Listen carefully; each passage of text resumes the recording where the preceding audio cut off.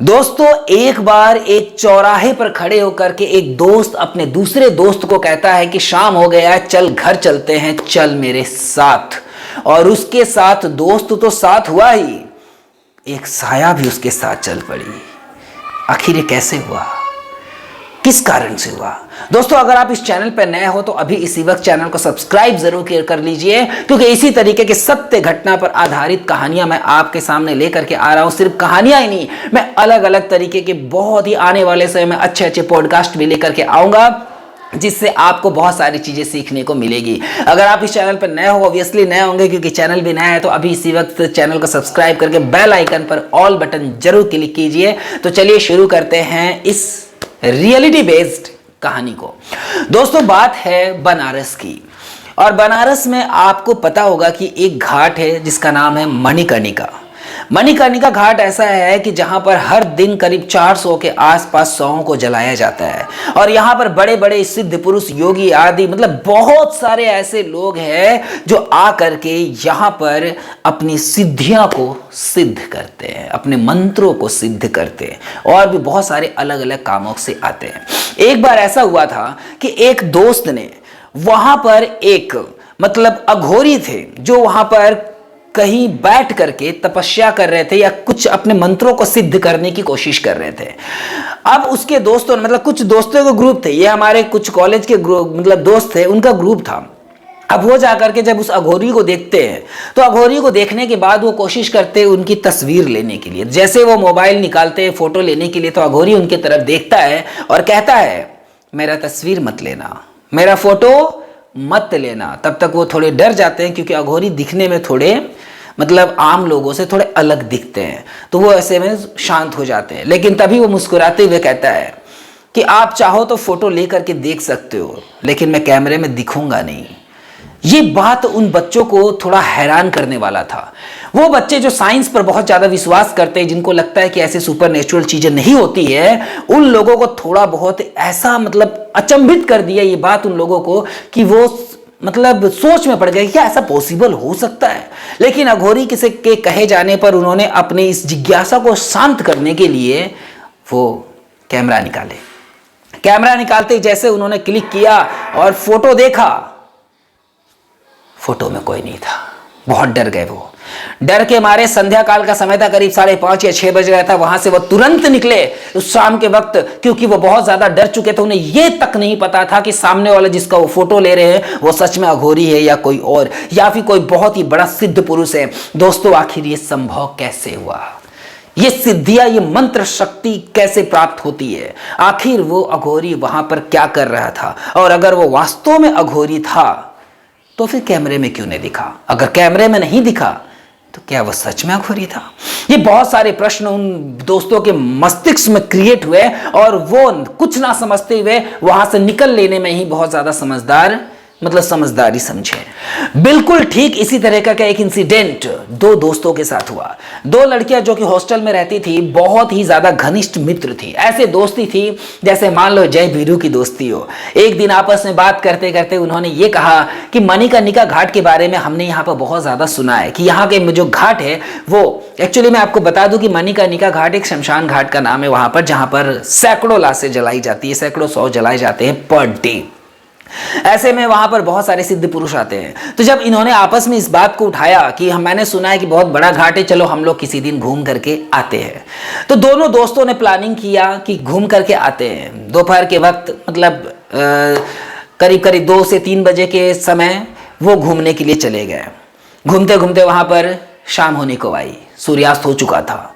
सूर्यास्त होने के बाद अंधेरा होने को आया था। तभी ने एक दोस्त ने दूसरे को कहा, अंधेरा हो चुका है, चल घर चलते हैं, चल।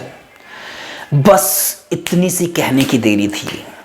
संध्या काल का समय था। उस समय कोई अच्छा काम नहीं किया जाता, स्पेशली घर पर भी देखना, माँ बाप टोकते हैं या घर पे जो बड़े बुजुर्ग होते हैं ना, वो कहते हैं कि संध्या काल का समय है, खाना भी नहीं खाते, झाड़ू वगैरह भी नहीं लगाते, सोते भी नहीं है, बहुत सारी चीजें ऐसी कही जाती है। ये संध्या काल का समय ही था जब नरसिंह अवतार ने हिरण्यकश्यप को मारा था, बीच चौखट पर उनका सीना चीर दिया था। दोस्तों, जो भी हो, मैं स्टोरी पर आता हूँ। उन्होंने बस इतना सा कहा कि चल रात होने को आया है, चल घर चलते हैं, और इतने देरी में ही उस दोस्त के साथ कोई तीसरा भी चल पड़ा। वो तीसरा कौन था, आखिर क्यों गया घर पर, इसके बारे में बताता हूं, जल्दी बताता हूं, पर चैनल सब्सक्राइब तो कर लो। दोस्तों अगर आप इस चैनल पर नए हो तो अभी इसी वक्त चैनल को सब्सक्राइब कर लीजिए और बेल आइकन पर ऑल बटन जरूर क्लिक कीजिएगा। दोस्तों वापस से जब वो घर पहुंचते हैं तो एक दोस्त ने, जिसने कहा था कि चल घर चलते हैं, एक तो चले गए अपने जहां पर वो रहते हैं, और एक जो लड़की थी वो लड़की थी हॉस्टल में, और जो दूसरी थी उसका वहीं पर आसपास घर था। ठीक है, ये मैं बताना भूल गया था, इसलिए वापस से बता देता हूं।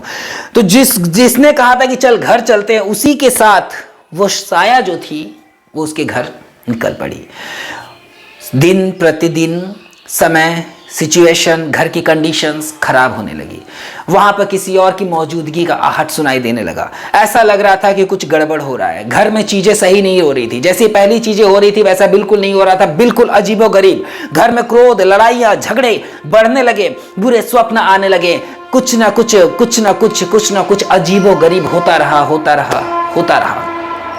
लड़की की उस कंडीशन, उस जो साया था वो लड़की पर इस तरीके से हावी हुआ कि लड़की की कंडीशन खराब होने लगी। ऐसा होने लगा कि ना तो कोई दवा काम कर रहा था, ना किसी तरह की दुआ काम कर रही थी। बहुत ज्यादा सिचुएशन खराब होने लगा। उसके बाद उसके हाव भाव, चाल ढाल, रंग रूप सब बदलने लगे। ऐसा व्यवहार करने लगी वो जैसा एक नॉर्मल इंसान कभी नहीं करता है। जब किसी तीसरे की साया शरीर पर पड़ती है तो वो इंसान कुछ बहुत ही ज्यादा रूड और बहुत ही अजीबोगरीब व्यवहार करता है। उसकी आंखों से पता चल जाता है, चेहरे के हाव भाव से पता चल जाता है कि कुछ ना कुछ गड़बड़ जरूर है। और ऐसे गड़बड़ को देखते हुए उसके माँ बाप डर गए। जब उसके माँ बाप डर गए तो उन्होंने एक सिद्ध पुरुष को दिखाना जरूरी समझा। और ऐसे में वहां पर, क्योंकि वो एरिया ऐसा है कि जहां पर बहुत बड़े बड़े और सिद्ध साधु महात्मा रहते हैं, उनमें से एक को दिखाया गया और पूछा गया कि क्या है। तो उनमें से किसी एक साधु महात्मा ने पूजा करते हुए उसको पकड़ लिया और कहा कि तू यहाँ क्या कर रही है, किसने बुलाया तुझे। तो वहां से वो साया कहती है कि मैं अपनी मर्जी से नहीं आई हूं, मुझे बुलाया गया है, मुझे कहा गया है कि चल शाम हो गया है, घर चलते हैं, तो मैं आ गई। उसके बाद उसको समझा करके और उसको मंत्रों से के थ्रू बांध करके वापस भेज दिया गया और वो लड़की ठीक हो गई। दोस्तों सुनने में कहानी अजीब जरूर है, पर तो सत्य घटना पर आधारित है। मैं आपको बस इतना कहना चाहता हूं कि कोई भी जगह, चाहे तिराहा हो, चौराहा हो, या फिर कोई भी ऐसी जगह जहां पर नेगेटिविटी चीजें ज्यादा होती है, संध्या काल में स्पेशली उस वक्त जिस मुहूर्त में वहां पर जाना आपको नहीं चाहिए, आप उस जगह पर ना जाएं। और स्पेशली मैं सही बात बताऊं तो कोई भी मीठी चीज लेकर के, अगर आपके पास कोई मीठी वस्तु है, कोई भी खाने पीने की मीठी चीजें हैं, या फिर शराब वगैरह या कोई नशीला पदार्थ है, तो उस नशीले पदार्थ को लेकर के, उस मीठे चीज को लेकर के आप तिराहे या चौराहे से जितना कम क्रॉस करें उतना अच्छा है। और दूसरी चीज, आपको पता होगा कि हमारे जो घर के बड़े बुजुर्ग लोग होते हैं वो क्या करते थे, घर में कोई भी मीठा सामान आने पर या कोई भी खाने पीने की चीजें आने पर थोड़ा सा तोड़ करके वो नीचे फेंक देते थे, जमीन पर गिरा देते थे। ये जो संस्कार है ये हम भूल चुके हैं।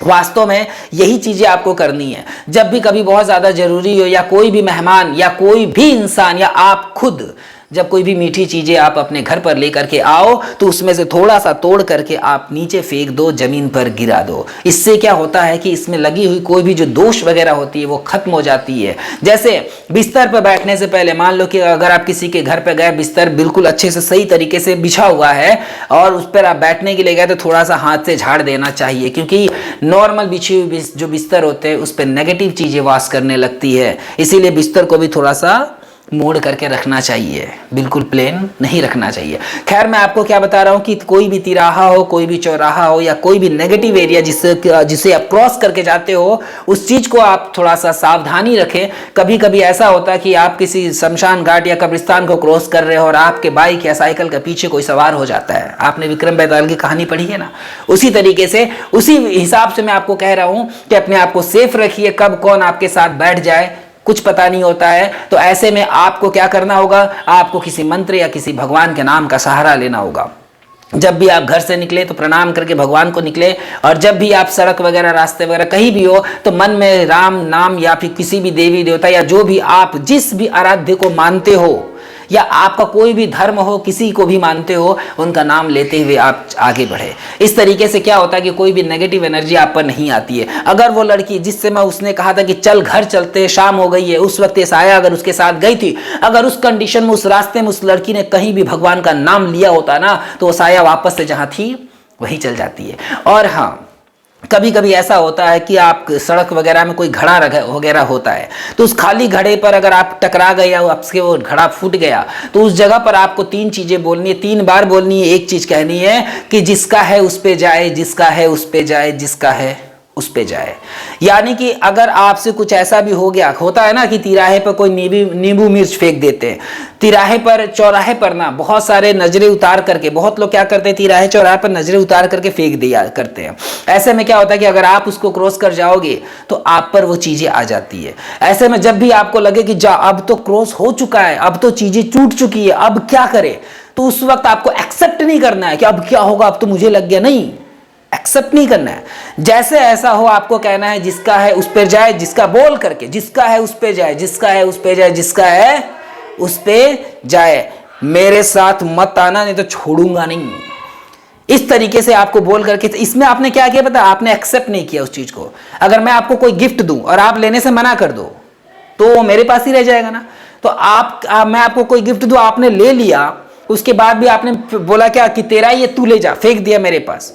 तो आप बात को समझो, जब तक आप अपने आप को होल्ड करके नहीं रख लेते ना उस पर, उस चीज को, तब तक वो आपके पास नहीं है। ऐसे में क्या करना होगा, आपको रिटर्न कर देना होगा, जिसका है उस पे जाए, मेरे पास नहीं आना है। समझ में आ गया क्या करना है क्या नहीं है। इसी तरीके से सावधान रहे। और हाँ, अगर आप भी चाहते हो कि इसी चीज से रिलेटेड किसी भी चीज पर मैं आपको वीडियो बना कर दूं तो वीडियो पे कमेंट जरूर कीजिएगा दोस्तों। और हाँ, अगर आप इस चैनल पर नए हो तो सब्सक्राइब जरूर कीजिएगा। मिलते हैं पॉडकास्ट विद रिश्तों के रॉक स्टार के इस नए चैनल पर कुछ नए वीडियोस के साथ। तब तक के लिए थैंक यू सो मच। जय श्री राम।